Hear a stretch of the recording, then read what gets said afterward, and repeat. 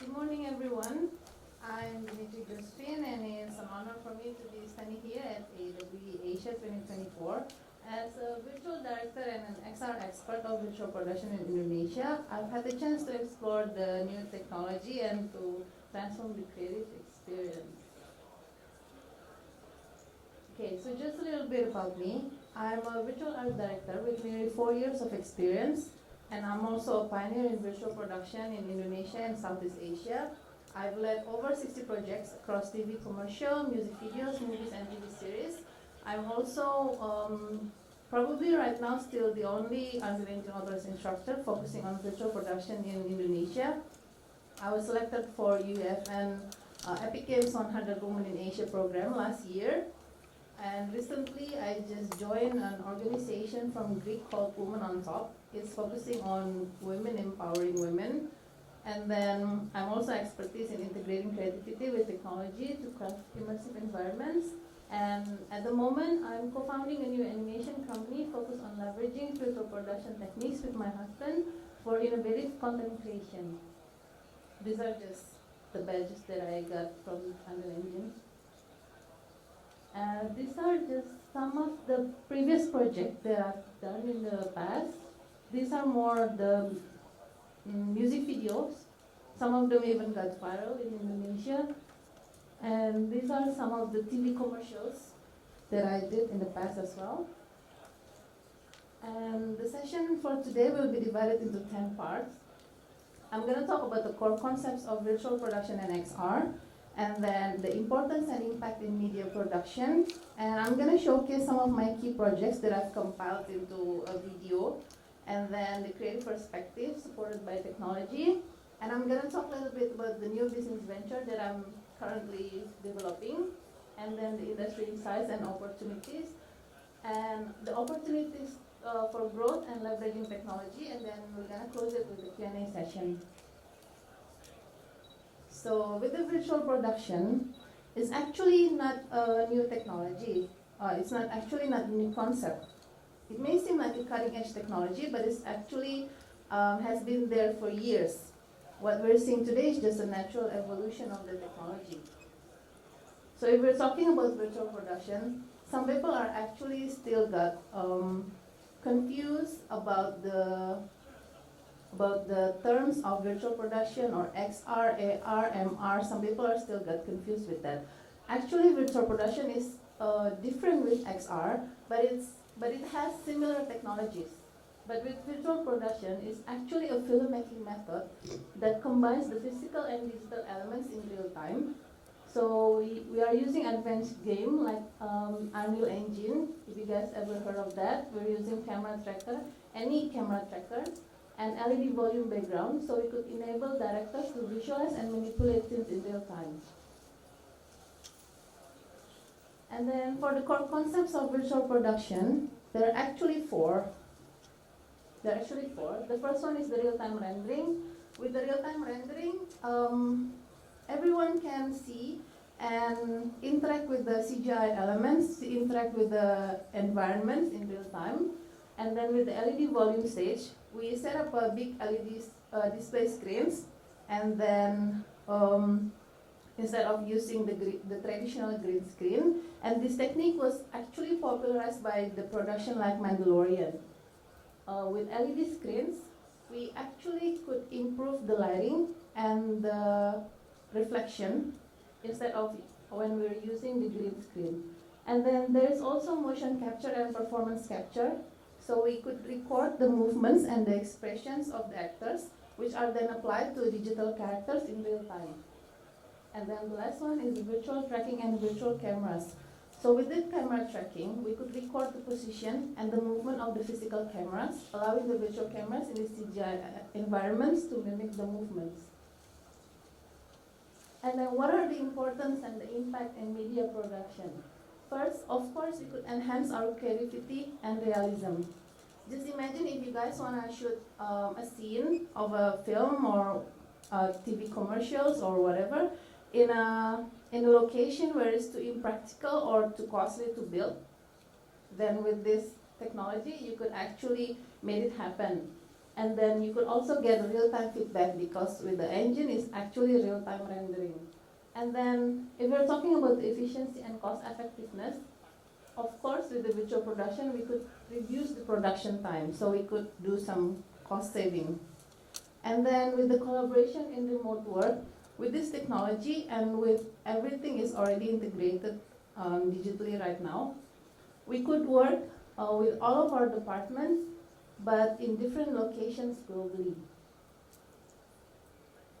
So with virtual production, we could actually reduce shooting days by 20 to 25%. Okay, so this is just an example.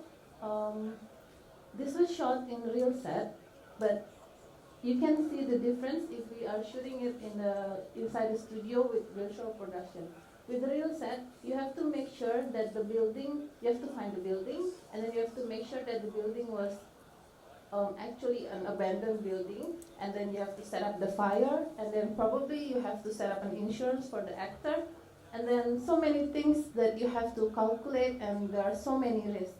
But if you're using virtual production and then shooting it inside the studio, there are so many risks that you can minimize. So you don't have to set up an insurance, you don't have to worry about someone gets burned. You could shoot this scene for 24 hours. You can do it over and over again. This is one of the projects that I explored previously. So with virtual production, you could actually create a foreground, and then there is an actor, and then there is a background on the LED screen. We used to call it the optical illusion. This was all done inside the studio without any practical arts or any practical props. So even the foreground that you guys seeing is actually inside the LEDs, actually the background, but because we found the formula to calculate the distance and work around tweaking the technologies a bit, and then we found this method.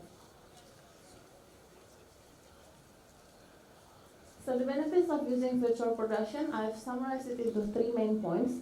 The first one is most of the variable costs could become fixed costs. So let's say the treatments, the art sets, the location, and the days of shootings, all of those elements could become the fixed costs. And then also we have a controllable working environment. If you're working inside a studio, you can set your working hours, and then the traffic control, health control. Just imagine if you guys want to shoot a driving scene or a car chase scene, and then you have to block the whole street, and then you have to get a permit, and then probably another insurance for the actors. But if you're doing it inside a studio, then you don't have to worry about that. Therefore, I think using virtual production is almost zero production risk.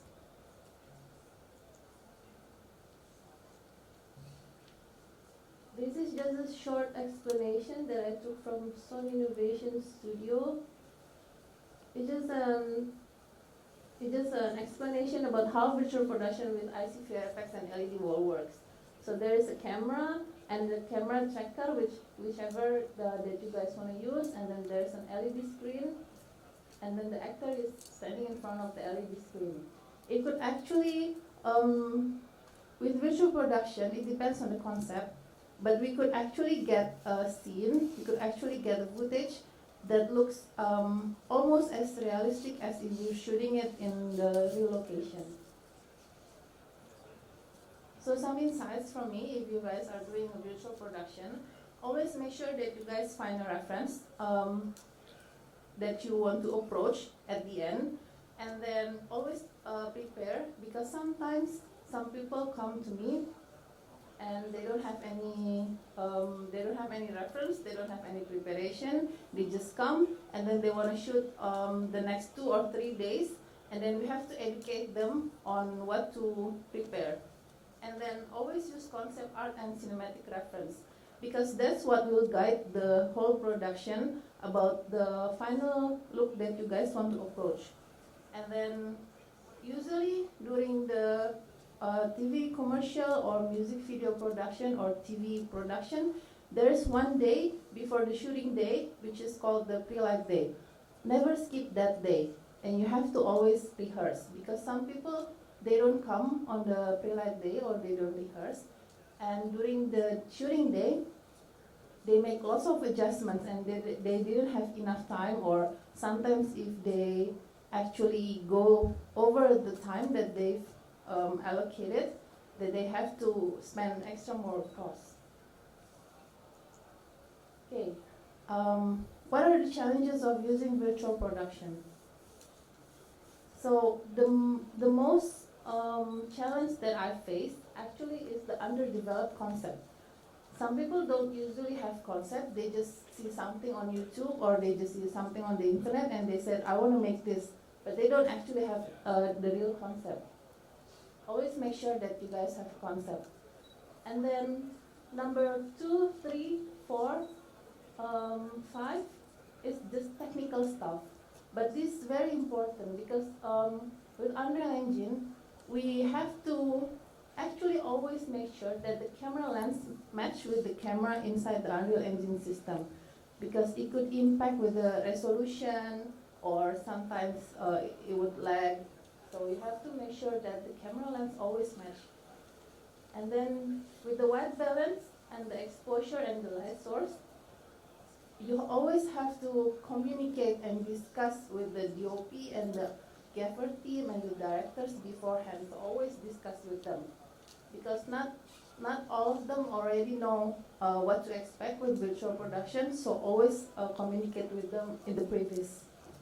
And then sometimes physical art doesn't match with the digital assets because sometimes we don't communicate with our team, so we always have to communicate with the other team. This is just a formula that I made up, but not actually made up, because I actually discussed with all the virtual production enthusiasts in the other part of the world. So we found a formula that's called the power of 3 elements. So 50% of virtual production is actually covered by the virtual production team. So it includes the real-time rendering, the motion capture, and all the XR technologies. But the rest of the 25% is actually covered by the shooting production team. So it includes the contribution of the director, the DOP, our team, gaffer, and all the on-set roles. This is very crucial. So their contribution is very crucial in terms of capturing the right footage. And then the rest of the 25% is actually for the post-production. So never expect that when you guys are using the virtual production that you would get the 100% result after you shoot it in the studio. So always make sure the contribution is actually enough, and the post-production is working with the editing, visual effect, and any other final adjustment. So I'm going to show you a video. This is actually my reels. These are just some of the projects that I've compiled into one video, just to show you guys if we are maximizing the power of the 3 elements, that's what you guys could get.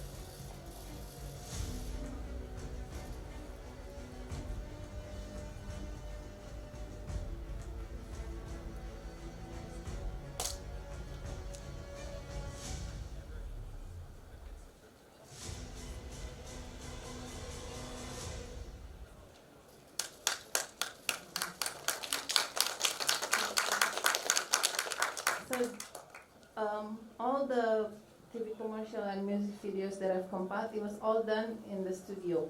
Just imagine some of the scenes that you saw. We shot it in the soccer field or in a traffic jam.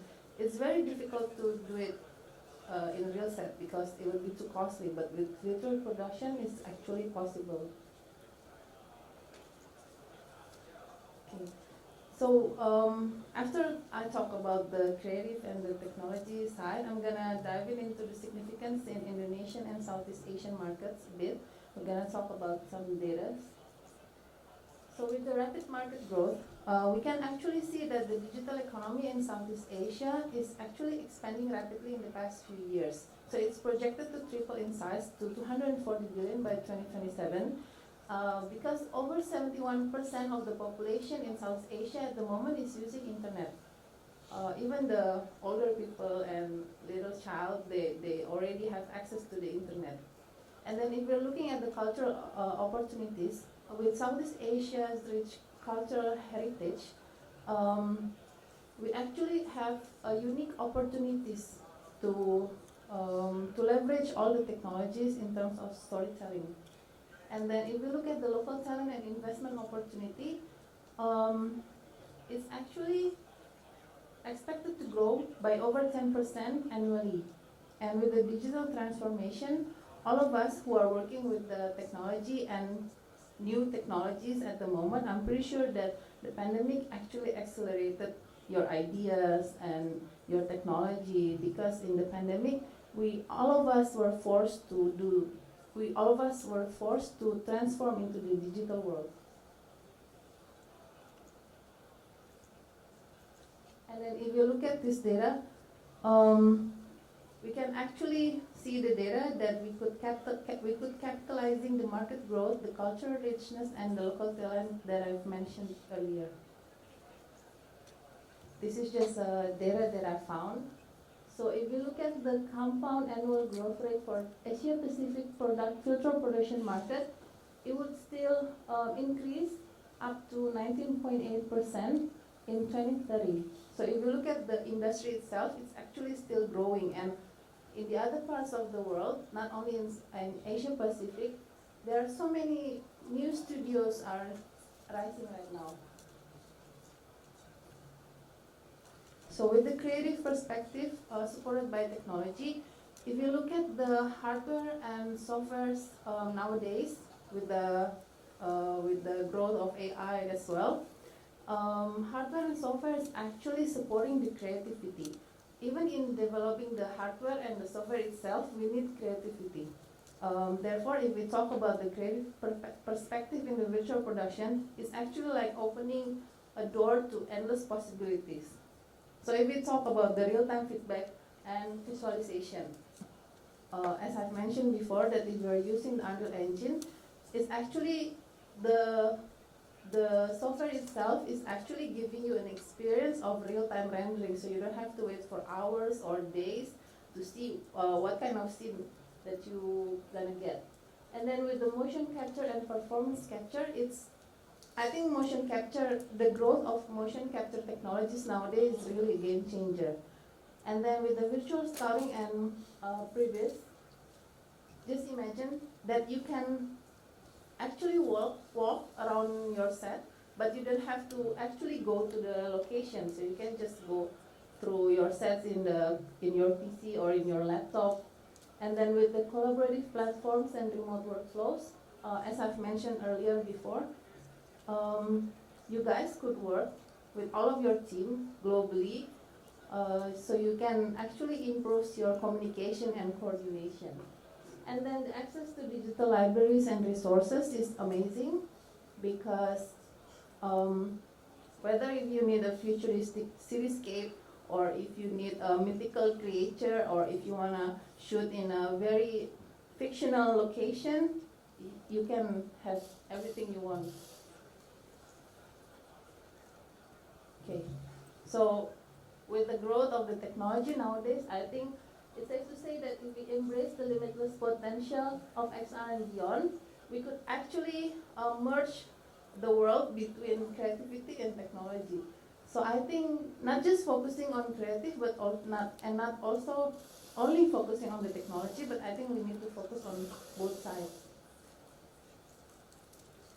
Okay, so for the new business venture that I mentioned earlier, I'm just gonna go through a little bit. So we will focus on the creative innovation. We're gonna blend the traditional animation with cutting edge technology. So we're gonna create unique and captivating content. And then second is the diverse project portfolio. So we would produce a broad spectrum of content.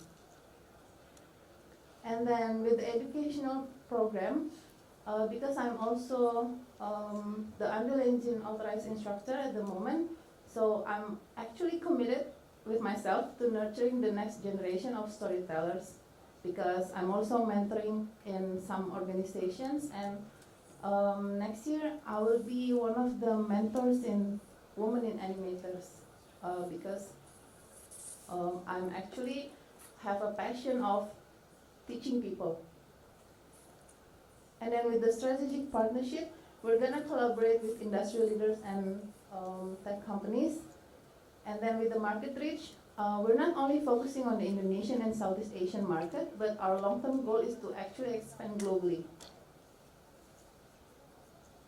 So the vision of the new business is actually to lead the industry in providing exceptional entertainment that bridges accessibility gaps, making it possible for everyone to enjoy high-quality content. So if you look at this data, look at the 3D animation market in the US. It's predicted to increase by 11.3% in 2030. And then the global animation market is expected to account for 534.44 billion USD by 2031. And then if you look at the global entertainment and content market nowadays, what's going to happen in the next 5 years? Will it shift? And if it does, how it's going to shift?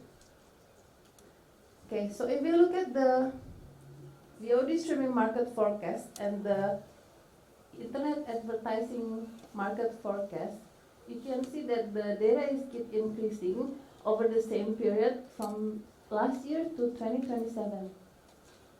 And then for the video games market forecast and the US media market forecast, it also keeps increasing over the same period until 2027. Okay, so to wrap things up, because I only have less than 5 minutes left. So merging creativity with the latest technology in virtual production and XR is like opening up an incredible opportunities in the entertainment world. We're going to focus on leveraging the technology at our fingertips to maximize the potential of virtual production to create immersive and engaging content. With the data that I've showed before, the rapid growth of Asia Pacific market, we have actually fantastic chance to innovate and invest. So if you haven't started working with these technologies yet, I think it's time to dive in, because if you look at the technologies growth at the moment, it's very different compared to the last few years. So I think it's time to dive in right now. So if we're harnessing the power of technology, we could redefine the storytelling and we could create immersive worlds. Okay, thank you all for now. Thank you for your attention. And if anyone has any question, or maybe we could catch up after I get off from the stage. We do have time for a question or two if anyone has anything that they would like to ask. Hi, I work in film as well. Have you ever used any technologies to have actors remotely captured? Not really. Not really to capture actors remotely, but we've done something similar, even though it's not remotely. Yeah, we're still developing the technology. Okay, any other questions? If not, we do have one more question from the online Huda app. They are asking, we're using Photon to facilitate multiplayer movement and object syncing and audio. What other infrastructure could you recommend? I've seen that question actually in the app, but I couldn't answer because Photon is usually used by Unity, by people who use Unity, but I don't use Unity, I use Unreal Engine. Sounds good. Okay. If nothing else, then we'll move on to our next session. Thank you so much, Thank you, Dimitri, everyone. for this session.